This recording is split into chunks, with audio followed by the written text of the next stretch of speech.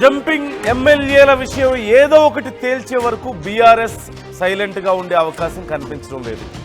ఈ నేపథ్యంలోనే ఇప్పటికే జంపింగ్ ఎమ్మెల్యేల నియోజకవర్గాల్లో సభలు పెట్టి గర్జిస్తున్నటువంటి కేటీఆర్ బీఆర్ఎస్ పార్టీ ఇప్పుడు నెక్స్ట్ స్టెప్ కి మూవ్ అవుతోంది. జంపింగ్ ఎమ్మెల్యేలపై ఫిర్యాదు చేయడానికి అసెంబ్లీకి బీఆర్ఎస్ ఎమ్మెల్యేలు వెళ్తున్నట్లుగా తెలుస్తోంది. ఈ నేపథ్యంలో స్పీకర్ అందుబాటులో లేరు అంటున్నారు. అసెంబ్లీ సెక్రటరీకి ఫిర్యాదు ఇవ్వబోతున్నారు ఎమ్మెల్యేలు.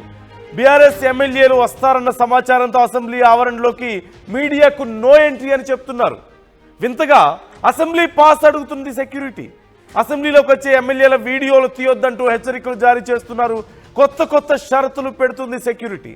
తమకేం సంబంధం లేదు, పై అధికారులు చెప్పిందే మేము చేస్తున్నామని చెప్తున్నారు. మేము పాటిస్తున్నాం అంటూ అసెంబ్లీ సెక్యూరిటీ సమాధానం చెప్తున్నటువంటి పరిస్థితి. సహజంగా అసెంబ్లీ పరిధిలో, అసెంబ్లీ పరిసరాల్లో మీడియాకంటూ ఒక పరిధి వరకు ఖచ్చితంగా పర్మిషన్ ఉంటుంది. కానీ ఇప్పుడు పర్మిషన్ ఇవ్వడానికి లేదు, మేము అధికారులు చెప్పిందే చేస్తున్నాం అంటున్నారు. సరే, అక్కడ జరుగుతుంది ఏమన్నా హైలీ సెక్యూర్డ్ మీటింగ్ ఏదైనా జరుగుతుందా, లేదంటే ఇంకేదన్నా బాగా చాలా సీక్రెట్ ఆపరేషన్ లాంటివి ఏమైనా జరుగుతున్నాయా, ఏదైనా పార్టీకి సంబంధించిన అంతర్గత విషయాలా అంటే కాదు. అసెంబ్లీలో కొంతమంది నాయకులు వచ్చి కంప్లైంట్ ఇవ్వడానికి వెళ్తున్నప్పుడు వేరే వాళ్ళ మీద, అది షూట్ చేయడానికి కూడా మీడియాకు పర్మిషన్ లేదని చెప్తున్నారు. అంటే ఎలా చూడాలి దీన్ని? ఎందుకు ఇలాంటి ప్రయత్నాలు చేస్తున్నారనే ప్రశ్న ఇక్కడ ఉత్పన్నం అవుతుంది కదా. ఆ పై వాళ్ళు చెప్తున్నారు మేము చేస్తున్నాం అంటున్నారు, అంత అవసరం ఏమొచ్చిందనే ప్రశ్న. At the same time BRS ఇక్కడితో ఆగే పరిస్థితి లేదు. జంపింగ్ చేసినటువంటి 10 ఎమ్మెల్యేల విషయంలో ఏదో ఒకటి తేలే వరకు బీఆర్ఎస్ సైలెంట్గా ఉండే అవకాశం లేదు. ఖచ్చితంగా ఓవైపు కేటీఆర్ వరుసగా జంపింగ్ చేసినటువంటి ఎమ్మెల్యేల నియోజకవర్గాల్లో గర్జిస్తున్నారు. మనం చూస్తాం, గద్వాల్ గర్జన అంటూ కేటీఆర్ గర్జించారు. మరోవైపు మిగతా ఎమ్మెల్యేలకు సంబంధించినటువంటి నియోజకవర్గాల్లో కూడా సభలు పెట్టబోతున్నారు. వీటన్నిటికంటే ముందు మనం చూసాం, ముందుగా జంప్ అయినటువంటి ఎమ్మెల్యేల విషయంలో చర్యలు తీసుకోవాలంటూ స్పీకర్కి కంప్లైంట్ ఇచ్చారు. స్పీకర్ ఏ విషయం మాట్లాడడం లేదు. ఎన్నిసార్లు అడిగినా, ఎన్నిసార్లు కంప్లైంట్ చేసినా, ఎన్నిసార్లు ఆందోళన చేసినా స్పీకర్ ఏం మాట్లాడకపోవడంతో ఇక చేసేదేమీ లేక న్యాయ పోరాటానికి సిద్ధమయ్యారు బీఆర్ఎస్ నాయకులు. కోర్టుకు వెళ్ళారు. కోర్టులో ఫైట్ చేస్తే మొత్తానికి కోర్టు చెప్పింది, నేను డెసిషన్ తీసుకోవడం కరెక్ట్ కాదు, మేము తీసుకోవడం కరెక్ట్ కాదు, స్పీకర్ ఏదో ఒక డెసిషన్ తీసుకోవాలి, శాసనసభ వ్యవహారాల్లో మేము నిర్ణయం తీసుకోవడం మంచి పరిణామం కాదు అని చెప్పారు. ఈ నేపథ్యంలో స్పీకర్కి తప్పలేదు. తప్పక నోటీసులు జారీ చేస్తే 10 మందిలో 8 మంది నోటీసులకు ఇచ్చినటువంటి సమాధానం 3 రంగులు ఉన్నాయి కాబట్టి జెండా రంగులు అనుకున్నాం మేము. సీఎం గారు కండువ వేస్తే కప్పుకోకపోతే ఫీల్ అవుతారని మేము మెడలో కండువ వేసుకున్నామని చెప్పి సమాధానం చెప్పారు. ఆ సమాధానానికి ప్రజల నుంచి వచ్చినటువంటి రెస్పాన్స్ ఎలా ఉందో మనకు తెలియదు కాదు, కానీ ఏదో ఒక సమాధానం చెప్పారు. ఇప్పుడు ఆ సమాధానానికి మేము బీఆర్ఎస్లోనే ఉన్నామని కూడా చెప్పారు.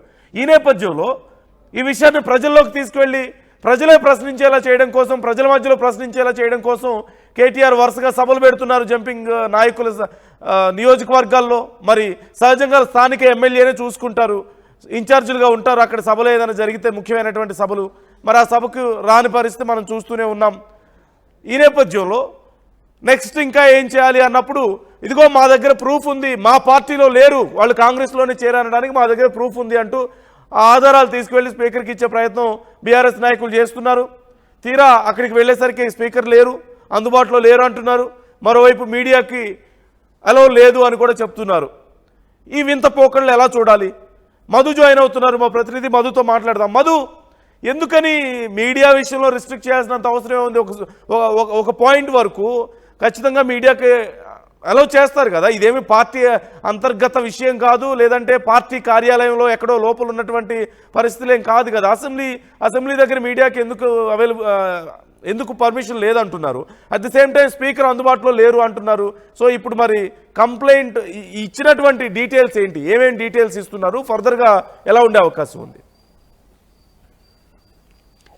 ఎగ్జాక్ట్లీ 1:30 to 2 o'clock అపాయింట్మెంట్ ఇచ్చినట్టుగా తెలుస్తూ ఉంది స్పీకర్ కార్యాలయం. కాకపోతే స్పీకర్ అందుబాటులో లేరు.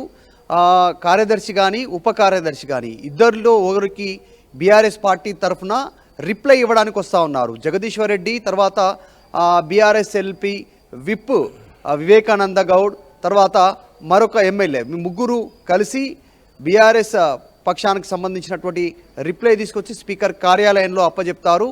ఫిరాయింపు ఎమ్మెల్యేలకు సంబంధించినటువంటి విషయంలో ఇప్పటికే హైకోర్టులో, సుప్రీంకోర్టులో ఆధారాలు సమర్పించాం. ఇంకా ఆధారాలు కావాలంటే ఇంకా మిగతా ఆధారాలు కూడా స్పీకర్ కార్యాలయానికి ఇవ్వడానికి సిద్ధం అంటూ రిప్లైతో పాటు విత్ ప్రూఫ్స్ తీసుకొచ్చి స్పీకర్ కార్యాలయంలో ఇవ్వడానికి బీఆర్ఎస్ పార్టీ ఎమ్మెల్యేలు కొద్దిసేపట్లో ఇక్కడికి రానున్నారు. అయితే వాళ్ళు వస్తున్న నేపథ్యంలో ఇక్కడికి చేరుకున్నటువంటి మీడియా పైన ఆంక్షలు విధించే ప్రయత్నం చేశారు ఇక్కడ ఉన్నటువంటి అసెంబ్లీకి సంబంధించినటువంటి సిబ్బంది. అధికారులు చెప్పినటువంటి సూచనలు మేము పాటిస్తున్నామంటే అసలు అసెంబ్లీ పాస్ కావాలంటారు. జనరల్గా అసెంబ్లీ సెషన్ జరుగుతుంటేనే అసెంబ్లీ పాస్ అడుగుతారు. మిగతా టైంలో ఇక్కడ అసెంబ్లీకి రావడానికి అసెంబ్లీ పాస్ అవసరం లేదు. కానీ అసెంబ్లీ పాస్ అడిగారు, కొద్దిసేపు నిలువరించే ప్రయత్నం చేశారు. కేవలం మీడియా పాయింట్ వరకే ఇక్కడికి పరిమితం చేశారు. ఈ మీడియా పాయింట్ పరిమితి అనేటువంటిది గతంలో అసెంబ్లీ సెషన్ నడుస్తున్నటువంటి సమయంలో మాత్రమే మీడియా పాయింట్ వరకు పరిమితి ఉంటుంది. మిగతా టైంలో విజువల్స్ తీసుకోవడానికి వాళ్ళు వస్తుంటే అక్కడ కవర్ చేయడానికి ఇదంతా కూడా అనుమతి వచ్చేది. ఈసారి స్పెషల్గా కాస్త రిస్ట్రిక్షన్స్ ఆంక్షలు విధించినట్టుగా కనిపించింది చాలా స్పష్టంగా. వాళ్ళు చెప్తా ఉన్నారు సిబ్బంది మాదేం లేదు, పై అధికారులు చెప్పింది మేము పాటిస్తున్నామని చెప్పారు. ఇదంతా ఒక వైపు ఉంటే బీఆర్ఎస్ పార్టీ ఎమ్మెల్యేలు స్పీకర్ కార్యాలయంలో కలిసి రిప్లై ఇవ్వనున్నట్టుగా తెలుస్తూ ఉంది. ఇప్పటికే సుప్రీంకోర్టు ఇచ్చినటువంటి జడ్జిమెంట్ని ఇంప్లిమెంట్ చేయాలి అనేటువంటిది. దాంట్లో ఎమ్మెల్యేల రిప్లైని కూడా ఫిరాయింపు ఎమ్మెల్యేల రిప్లైని కూడా వీళ్ళు ప్రస్తావించనున్నారు.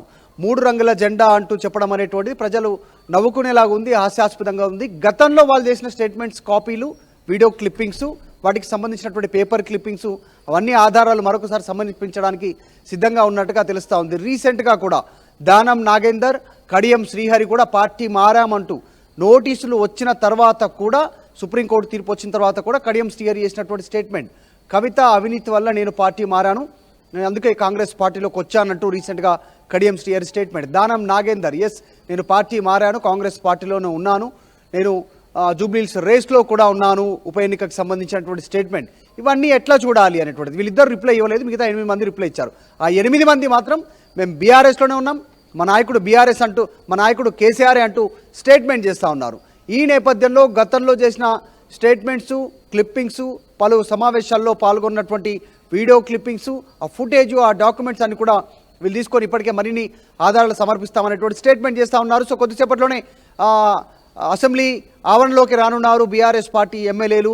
వీళ్ళంతా కూడా కాస్త టెన్షన్ వాతావరణం ఉంది నిజంగా కూడా. అసెంబ్లీ సంబంధించినట్లు భారీగా పోలీసు సిబ్బంది, మార్షల్స్, సెక్యూరిటీ మొత్తం అసెంబ్లీ లోపలికి వచ్చేటువంటి 3 దారుల వైపు చెకింగ్ చేసి బారికేడ్స్ వేసి వాళ్ళు లోపలికి పంపిస్తూ ఉన్నటువంటి సిచ్యువేషన్. వాళ్ళు మీడియా పాయింట్కి వచ్చి మాట్లాడితే తప్ప వాళ్ళు ఏం మాట్లాడుతున్నారు అనేటువంటి తెలియనటువంటి సిచ్యువేషన్. ఆంక్షలు విధిస్తూ ఉన్నటువంటి పరిస్థితి అయితే అసెంబ్లీ ఆవరణలో కొనసాగుతూ ఉంది. అంటే ఇప్పుడు 10 మందిలో 8 మంది సమాధానం చెప్పారు, 2 సమాధానం చెప్పలేదు కదా. ఆ 2 విషయంలో ఏమైనా ప్రత్యేకమైన చర్యలు ఉండే అవకాశం ఉందా మరి? అంటే దానం నాగేందర్ పైన ఖచ్చితంగా వేటు పడే అవకాశం ఉంది. మనం చూసాం గతంలో బీఆర్ఎస్ పార్టీ ఎమ్మెల్యేగా గెలిచినటువంటి ఆయన కాంగ్రెస్ పార్టీ ఎంపీ అభ్యర్థిగా పోటీ చేశారు. ఆ ప్రూఫ్ చాలు. ఆయన ఎందుకంటే డైరెక్ట్గా ఎన్నికల అఫిడవిట్లోనే ఆయన మెన్షన్ చేశారు, ఇక్కడ ఎమ్మెల్యేగా ఉంటూనే అక్కడ పోటీ చేసినటువంటి పరిస్థితి. కాబట్టి ఖచ్చితంగా దానం నాగేందర్ పైన వేటు పడి తీరాల్సిందే. ఒకవేళ డిలే అయితే మరింత అపవాదు ప్రభుత్వం ఎదుర్కొనేటువంటి పరిస్థితి ఉంది. ఇక దానంది పక్కన పెడితే కడియం శ్రీహరి కూడా same situation. Kadiyam Srihari BRS party ఎమ్మెల్యేగా గెలిచి కాంగ్రెస్ పార్టీ కండువా కప్పుకొని కూతురు కోసం ప్రచారం చేస్తూ కడియం కావ్య కోసం ఆమెను గెలిపించాలి, చేయి గుర్తుకు ఓటు వేయాలి అంటూ ప్రచారం చేస్తారు డైరెక్ట్గా అనేక బహిరంగ సభల్లో. కాబట్టి ఆయన పైన ఖచ్చితంగా ఫిరాయింపు సెక్షన్ల కింద వేటు పడేటువంటి సిచ్యువేషన్ ఉంది. సో వాళ్ళిద్దరు రాజీనామా చేస్తారు అటువంటి చర్చ అయితే కొనసాగుతుంది చాలా కాలంగా. జూబ్లీహిల్స్ ఉప ఎన్నిక నోటిఫికేషన్ వచ్చిన తర్వాత ఇవి రాజీనామా చేయనున్నట్టుగా కూడా ప్రచారం జరుగుతుంది. చూడాలి, ఇంకా క్లారిటీ లేదు. కానీ వాళ్ళిద్దరూ రిప్లై ఇవ్వలేదు. వాళ్ళిద్దరూ ఒక క్లారిటీ ఇస్తున్నారు రిప్లై ఇవ్వకున్నా కానీ. మేము కాంగ్రెస్లోనే ఉన్నాము, జాయిన్ అయ్యాం అనేటువంటి క్లారిటీ 2 ఎమ్మెల్యేలు ఇచ్చారు, కడియం, దానం. మిగతా 8 మంది మాత్రం అది కాంగ్రెస్ జెండా కాదు 3 రంగుల జెండా అంటూ జనాలని మళ్ళీ మోసం చేసే ప్రయత్నం, మభ్యపెట్టే ప్రయత్నం చేస్తున్నారు అంటూ బీఆర్ఎస్ ఆరోపణ చేస్తూ ఉంది. జనాలన్నీ గమనిస్తున్నారంటూ కూడా స్టేట్మెంట్ చేస్తూ ఉన్నారు. ఉప ఎన్నికకు సిద్ధంగా ఉండాలి అంటూ వారి క్యాడర్కు పిలుపునిస్తూనే బీఆర్ఎస్ పార్టీ సీఎం రేవంత్ రెడ్డి కూడా ఛాలెంజ్ విసురుతున్నారు, 10 మందితో రాజీనామా చేయించి ఉప ఎన్నికలకు రావాలనేటువంటిది. సో కొద్దిసేపట్లో బీఆర్ఎస్ పార్టీ ఎమ్మెల్యేలు అసెంబ్లీ చేరుకోనున్నారు. స్పీకర్ కార్యాలయంలో టైం ఇచ్చినటువంటి ప్రకారం వాళ్ళ party reply, speaker week notice ఇచ్చారు కాబట్టి వీళ్ళకి కూడా రిప్లై కోసం నోటీసులు ఇచ్చారు కాబట్టి ఆ నోటీసులకు రిప్లై ఇస్తారు. దాంతోపాటు వచ్చి మీడియా ముందు మాట్లాడనున్నట్టుగా తెలుస్తూ ఉంది. మధు, అంటే ఇక్కడ మరొకటి బీఆర్ఎస్ వైఖరి విషయంలో కూడా సరే, బీఆర్ఎస్ గతంలో మరి ఎమ్మెల్యేలను తీసుకోలేదా అధికారంలో ఉన్నప్పుడు అంటే ఊడ్చేశారు ఒక టైంలో కాంగ్రెస్ని పూర్తిగా. సో అది ప్రజలందరికీ తెలియని విషయం ఏం కాదు. ఇప్పుడు వాళ్ళ ఎమ్మెల్యేలు వెళ్తే ఇంత గొడవ చేస్తున్నారు. అపార్ట్ ఫ్రమ్ దట్ సహజంగా ఏదైనా ఒక పార్టీ అధికారంలో లేదు, అందులోనూ చాలా సహజమే. అధికారంలో లేని పార్టీ నుంచి గెలిచిన పార్టీలోకి వెళ్ళడం అనేది మనం రెగ్యులర్గా చూసేటువంటి విషయం. తప్ప రైట్ అనే విషయం మనం మాట్లాడుకోలేకపోయినప్పటికీ కూడా, ఇప్పుడు అప్రస్తుతం అయినప్పటికీ కూడా ఇది సహజంగా జరిగేదే, ఎక్కడైనా జరుగుతూనే ఉంటుంది కదా. గతంలో బీఆర్ఎస్ కూడా చేసింది కదా. ఇప్పుడు బీఆర్ఎస్ ఇంత బలంగా పట్టుబడ్డానికి కారణం ఏంటి అంటే ఎలా చెప్పుకోవచ్చు? సహజంగా పోతే పోనీ మా పార్టీని కాదనుకునే వాళ్ళు మాకు అవసరం లేదని చెప్పి కొంతమంది అనుకుంటారు. కొంతమంది మేబీ అడిగే ప్రయత్నం చేసినా ఇంత బలంగా ఫైట్ చేయరు కదా. ఎందుకని బీఆర్ఎస్ ఇంత భీష్మించు కూర్చుంటుంది? ఏదో ఒకటి తేల్చుకునే వరకు ఎందుకు ఇంత దూరం వెళ్తుంది? ఎలా చూడాలి బీఆర్ఎస్ స్ట్రాటజీని? ఎగ్జాక్ట్లీ ఇక్కడ మెయిన్ పాయింట్ వస్తే కాంగ్రెస్ పార్టీ అనుకున్నది ఒకటి, జరుగుతుంది ఒకటి. ఎందుకంటే గతంలో బీఆర్ఎస్ 2 సార్లు 2014, 2018లో కాంగ్రెస్ పార్టీ ఎమ్మెల్యేలని బీఆర్ఎస్లో విలీనం చేసుకుంది. కాకపోతే అప్పుడు లీగల్ ప్రాసెస్ కింద బీఆర్ఎస్ చేసుకుంది అనేటువంటిది బీఆర్ఎస్ క్లెయిమ్ చేస్తుంది. ఎస్, పార్టీ నుంచి ఎమ్మెల్యేలు వచ్చారు కాంగ్రెస్ నుంచి, కానీ చట్టబద్ధంగా సిఎల్పిని బీఆర్ఎస్ఎల్పిలో విలీనం చేసుకున్నాము అంటే మెజారిటీ ఎమ్మెల్యేలు గెలిచిన వాళ్ళలో మెజారిటీ 1/3కి సంబంధించినటువంటి 2/3కి సంబంధించినటువంటి వాళ్ళంతా కూడా జాయిన్ అయినటువంటి సిచ్యువేషన్. సో ఇప్పుడు కూడా సేమ్ కాంగ్రెస్ అదే అనుకుంది. బీఆర్ఎస్ నుంచి వరుసగా ఎమ్మెల్యేలను ఆపరేషన్ ఆకర్షించాలి, బీఆర్ఎస్ ఎల్పీని కాంగ్రెస్ సిఎల్పీలో విలీనం చేయాలి. అంటే గతంలో బీఆర్ఎస్ చేసిన దానికి సేమ్ అదే విధంగా కాంగ్రెస్ చేయాలి, రివెంజ్ తీసుకోవాలనేటువంటి ఆలోచన చేసింది. కానీ తర్వాత పరిణామాలు మారిపోయాయి. కాంగ్రెస్ మీద వ్యతిరేకత రావడము, 6 గ్యారెంటీలు అమలు కాకపోవడము, గ్రౌండ్లో తీవ్రమైనటువంటి వ్యతిరేకత ఉండడంతో ఎమ్మెల్యేలు వచ్చే వాళ్ళు ఆగిపోయారు అనేటువంటి చర్చ కొనసాగింది. సో 10 మంది సడన్గా టకాటకాన్ని వచ్చేసారు, వాళ్ళు ఇరుక్కుపోయారు అనేటువంటి చర్చ పొలిటికల్ సర్కిల్లో కొనసాగుతుంది. కాబట్టి ఇప్పుడున్న పరిస్థితుల్లో బీఆర్ఎస్ నుంచి మళ్ళీ కాంగ్రెస్ పార్టీకి ఎమ్మెల్యేలు జాయిన్ అయ్యే సిచ్యువేషన్ లేదు, కాంగ్రెస్ పార్టీ వైపు చూసే పరిస్థితి లేదు. కాబట్టి ఈ 10 మంది పైన అనర్హత వేటు వేయాలనేటువంటిది లీగల్ ఫైట్ చేస్తూ ఉంది బీఆర్ఎస్. దీనిపైన పట్టుబడడానికి రీజనే ఇది. హైకోర్టులో తర్వాత సుప్రీంకోర్టులో ఇప్పటికీ బీఆర్ఎస్కి అనుకూలంగా తీర్పు వచ్చింది. స్పీకర్ కార్యాలయానికి డైరెక్ట్గా సుప్రీంకోర్టు సూచన చేసినటువంటి పరిస్థితి, 3 నెలల లోపల వారిపైన చర్య తీసుకోవాలి అనేటువంటిది. దాంట్లో భాగంగానే నోటీసులు ఇచ్చారు స్పీకర్, వారి రిప్లై తీసుకుంటున్నారు. ఏం జరుగుతుందో చూడాలి. ప్రజల్లో మాత్రం తీవ్రమైనటువంటి చర్చ కొనసాగుతుంది. ఈ పార్టీ మారినటువంటి ఎమ్మెల్యేల నియోజకవర్గాల్లో వాళ్ళు పార్టీ మారారు అనేటువంటి జనాలు నమ్ముతున్నారు, కేడర్ నమ్ముతున్నారు. కాబట్టి స్పీకర్ ఎట్లాంటి నిర్ణయం తీసుకొని ఉన్నారో చూడాలి. బీఆర్ఎస్ అంటే ఒక్క మాటలో చెప్పాలంటే ఇప్పుడు పార్టీ మారినటువంటి ఎమ్మెల్యేల పరిస్థితి ముందు నుయ్యి వెనక గొయ్య. కాంగ్రెస్ లో ఉంటేనేమో రాజీనామా చేసి రావాల్సినటువంటి పరిస్థితి, మళ్ళీ ఎన్నికలకు పోవాలి, అది చాలా పెద్ద రిస్క్. అలాగని ఎందుకు వచ్చింది ఈ తలనొప్పని తిరిగి బీఆర్ఎస్ లోకి వెళ్దామా అంటే ఇప్పుడు అక్కడికి వాళ్ళు రానివ్వరు, వెళ్ళినా సరే అంత పాజిటివ్గా వాతావరణం రిసీవింగ్ ఉండదు. సో ఎటు వెళ్ళలేని పరిస్థితుల్లో గందరగోళంలో ఉన్నారా ఇప్పుడు ఒక రకంగా చెప్పాలంటే? ఒక్క మాటలో ఎలా చెప్పొచ్చు? ఎగ్జాక్ట్లీ, నిజంగానే పరిస్థితి క్లిష్టంగా మారిపోయినటువంటి పరిస్థితి. రాజకీయంగా వాళ్ళు పులి మీద స్వారీ చేసినట్టు అయిపోయింది వాళ్ళ పరిస్థితి. ఇప్పుడు దాని మీద ఉన్నా ఏం చేయలేని పరిస్థితి, దిగినా ఆ పులి తినేసే పరిస్థితి, అట్లుంది పరిస్థితి. సో పొలిటికల్గా వాళ్ళందరికీ నెక్స్ట్ ఫ్యూచర్లో పులి స్టాప్ పడనుంది ప్రజాప్రతినిధిగా అనేటువంటి చర్చ క్షేత్రస్థాయిలో కొనసాగుతుంది. దానికి రీజనే దానం నాగేందర్ ఖైరతాబాద్కు రాజీనామా చేసి జూబ్లీహిల్స్ నుంచి పోటీ చేయాలనేటువంటి ఆసక్తి కనబరుస్తున్నటువంటి ఇదే ఎగ్జాంపుల్. ఎందుకంటే మళ్ళీ ఖైరతాబాద్లో నిలబడితే గెలిచే పరిస్థితి లేదు అనేటువంటిది ఆయన తన అనుయాయుల దగ్గర చర్చించినట్టుగా తెలుస్తూ ఉంది. సో కడియం శ్రీహరి కూడా అవసరమైతే ఇక్కడ ఇంకొక అభ్యర్థిని పెట్టండి, నాకు ఎమ్మెల్సీ ఇవ్వండి అనేటువంటి ఒక ప్రతిపాదనను కాంగ్రెస్ పార్టీ పైన తీసుకొస్తున్నటువంటి పరిస్థితి. నిజంగా ఇది కాంగ్రెస్కి పార్టీ మారిన 10 మంది ఎమ్మెల్యేలకి ఒక సంక్లిష్ట పరిస్థితి అనే చెప్పొచ్చు. ఇప్పుడు కొద్దిసేపట్లో బీఆర్ఎస్ పార్టీ ఎమ్మెల్యేలు అసెంబ్లీకి వచ్చి కార్యాలయంలో రిప్లై ఇస్తారు పార్టీ తరఫు నుంచి. ఆ రిప్లై చూసిన తర్వాత స్పీకర్ ఎట్లాంటి నిర్ణయం తీసుకుంటారు చూడాలి. ఇప్పటికే 10 మంది ఫిరాయింపు ఎమ్మెల్యేలకు సంబంధించి 8 మంది రిప్లై ఇచ్చారు. కాబట్టి వాళ్ళ రిప్లైలు తర్వాత ఇప్పుడు బీఆర్ఎస్ ఇస్తున్నటువంటి రిప్లైతో పాటు కొన్ని ప్రూఫ్స్ ఇస్తున్నారు. దాని తర్వాత స్పీకర్ చర్యలు ఎలా ఉండనున్నాయి అనేటువంటిది కాస్త suspense. Right, thank you Madhu, thanks for the details. మొత్తం మీద బీఆర్ఎస్ ఎమ్మెల్యేలు అసెంబ్లీకి వెళ్ళారు. అక్కడ స్పీకర్కి ఎక్స్ప్లెనేషన్ ఇవ్వడానికి తమకు ఇచ్చినటువంటి ఎమ్మెల్యేలు ఇచ్చినటువంటి సమాధానానికి కాదు, వాళ్ళు కాంగ్రెస్లోనే ఉన్నారనడానికి, బీఆర్ఎస్లో లేరు అనడానికి మా దగ్గర ఆధారాలు ఉన్నాయని చూపించడానికి వెళ్ళారు. వాళ్ళు ఇచ్చినటువంటి సమాధానం సరైంది కాదు అని చెప్పడానికి వెళ్ళారు. సో ఈ నేపథ్యంలో అక్కడ స్పీకర్ అందుబాటులో లేరు. మరి అలాగే మీడియాకు కూడా అక్కడికి అలౌ లేదు అని చెప్తున్నారు. ఈ నేపథ్యంలో ఏం జరగబోతోంది? అక్కడికి వెళ్ళి ఇచ్చేసి వస్తారు, ఖచ్చితంగా కార్యదర్శి ఉంటారు, ఇచ్చేసి వస్తారు. ఈ నేపథ్యంలో తర్వాత ఏం చెప్పబోతున్నారు అనేది ఒకటి. సో ఇక్కడ ఓవరాల్గా చూస్తే బీఆర్ఎస్ ఖచ్చితంగా పార్టీ మారిన ఫిరాయించినటువంటి ఎమ్మెల్యేలను ఇబ్బంది పెట్టాలనుకుంటోంది, ఇబ్బంది పెడుతోంది. వాళ్ళని తిరిగి పార్టీలోకి తీసుకుందాం అనుకుంటున్నారా అంటే ఖచ్చితంగా అంటే వాళ్ళు పార్టీలోకి రావాలి, వాళ్ళతోనే ఉండాలనుకుంటున్నారా? కాదు. ఎందుకంటే వెళ్ళిపోయారు కాబట్టి ఖచ్చితంగా ఇక మా వాళ్ళు కాదని బీఆర్ఎస్ అనుకుంటుంది, బయటకు వచ్చేసామని వాళ్ళు అనుకున్నారు. ఇప్పుడు కానీ మారినటువంటి వాళ్ళ పరిస్థితి ఎటూ కాకుండా అయిపోయింది. రెంట్కి చెడ్డ రేవడి అన్న పరిస్థితి తయారైంది. ఎందుకంటే కాంగ్రెస్లో ఉండిపోదామా అంటే అక్కడ రాజీనామా చేయాల్సిన పరిస్థితి, అది అవకాశం లేదు. ఇప్పుడు రాజీనామా చేస్తే మళ్ళీ ఎన్నికల్లో పోటీ చేసి గెలుస్తారో లేదో తెలియని పరిస్థితి. అలాగని వెనక్కి వెళ్తే బీఆర్ఎస్లో ఒకప్పుడు ఉన్నటువంటి రెస్పెక్ట్ కానీ ఆ రిసీవ్ కానీ ఉంటుందా?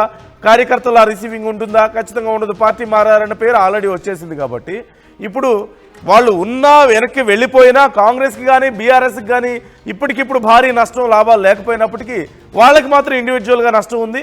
బీఆర్ఎస్ సాధించాలనుకుంది, సాధించగలుగుతుంది ఓవరాల్గా ఎంతకైనా సరే. కానీ బీఆర్ఎస్ గతంలో మరి ఎమ్మెల్యేలు తీసుకోలేదా? మరి అప్పుడు రాజీనామా చేయించి తీసుకున్నారా? లేదు. కాంగ్రెస్ మొత్తాన్ని కూడా వీట్ చేశారు. ఆల్మోస్ట్ విలీనం చేసుకోవాలి, ఎల్పీని విలీనం చేసే పరిస్థితికి వచ్చినటువంటి సందర్భాన్ని మనం చూసాం. మరి ఇప్పుడు ఎందుకు ఇంత ఫైట్ చేస్తున్నారు అన్నప్పుడు ఇక ప్రజలే అర్థం చేసుకోవాలి అది ఎందుకు చేస్తున్నారు ఏంటి అనేది. సరే, రేపు ఒకవేళ మనకు తెలియదు నెక్స్ట్ ఎన్నికల్లో ఎవరు గెలుస్తారు ఏంటి అనేది ఇప్పుడే గెస్ చేయలేం. కానీ ఇన్ కేసు రేపు అధికారంలోకి వస్తే ఇంకో పార్టీ నుంచి ఖచ్చితంగా మళ్ళీ ఎమ్మెల్యేలు తీసుకోరా? గతంలో తీసుకున్నట్టు తీసుకుంటే ఖచ్చితంగా రాజీనామా చేయించి తీసుకుంటారా? ఆంధ్రప్రదేశ్లో జగన్మోహన్ రెడ్డి అధికారంలో ఉన్నప్పుడు రాజీనామా చేస్తేనే నా పార్టీలోకి రండి అని అడిగారు కదా, మరి అలాగే చేస్తారా? ఇక్కడ పాసిబిలిటీ ఉందంటే ఖచ్చితంగా చెప్పలేం. సో ఓవరాల్గా ఒక రకమైనటువంటి హైటెన్షన్ కనిపిస్తోంది. ఈ పార్టీ మారిన 10 మంది ఎమ్మెల్యేల పరిస్థితి ఏంటి? మరోవైపు వాళ్ళేమో మేము బీఆర్ఎస్లోనే ఉన్నామని చెప్తున్నారు, కాంగ్రెస్ కార్యక్రమాలకి ప్రొయాక్టివ్గా ఉంటున్నారు, కాంగ్రెస్కి మద్దతుగా నిలుస్తున్నారు, బీఆర్ఎస్ మీద విమర్శలు చేస్తున్నారు. సో ఎటు కాకుండా అయిపోయింది. రెంట్కి చెడ్డ రేవళ్ళ ఎమ్మెల్యేల పరిస్థితి ఏంది? పార్టీ మారిన ఎమ్మెల్యేల పరిస్థితి. బీఆర్ఎస్ సాధించాలనుకుంది, సాధిస్తుంది. వాళ్ళు ఉన్నా లేకపోయినా కాంగ్రెస్కి ఏమన్నా పెద్దగా నష్టం ఉంటుందంటే కొద్దిపాటి తేడానే తప్పితే అంత భారీ నష్టం అయితే లేదు. ఈ నేపథ్యంలో మీరేమనుకుంటున్నారు? జరుగుతున్నటువంటి పరిణామాల పట్ల మీ అభిప్రాయాలు ఎలా ఉన్నాయనేది కూడా కామెంట్ చేయండి. ఆర్టీవీ అడిగినటువంటి జంపింగ్ ఎమ్మెల్యేలు ఏ జెండా కప్పుకున్నారు అన్నప్పుడు వాళ్ళు చెప్పారు కదా, మేము జాతీయ జెండా కాబట్టి కప్పుకున్నాం, అలా అనుకోనే కప్పుకున్నాం అని చెప్పేసి చెప్పారు కాబట్టి. సో ఆర్టీవీ అదే ప్రశ్న అడిగినప్పుడు కాంగ్రెస్ జెండా అంటూ 59% మంది అంటుంటే 41% మంది 3 రంగుల జెండా అంటున్నారు. సో అంటే ఈ 41% మంది అభిప్రాయం మరి ఏంటి? ఎలా అంటే ఎమ్మెల్యేలు చెప్పినటువంటి సమాధానం అర్థమయ్యే చెప్పారా లేకపోతే సరే సెటైరిక్గా అంటున్నారా అనేది కూడా చెప్పలేం మనం. కాంగ్రెస్ జెండా అంటూ 58% మంది అంటున్నారు. సో మెజారిటీ కాంగ్రెస్ కండువా కప్పుకున్నారు అనేది క్లియర్గా చెప్తున్నటువంటి పరిస్థితి మనకు కనిపిస్తుంది. సో ఫర్దర్గా ఎలా ఉండబోతున్నాయి అనుకుంటున్నారు పరిణామాలు? ఎమ్మెల్యేల పరిస్థితి ఏంటి? అసలు బీఆర్ఎస్ ఎందుకు ఇంత బలంగా పట్టుబట్టింది? కాంగ్రెస్కి లాభమా నష్టమా వీటి వల్ల?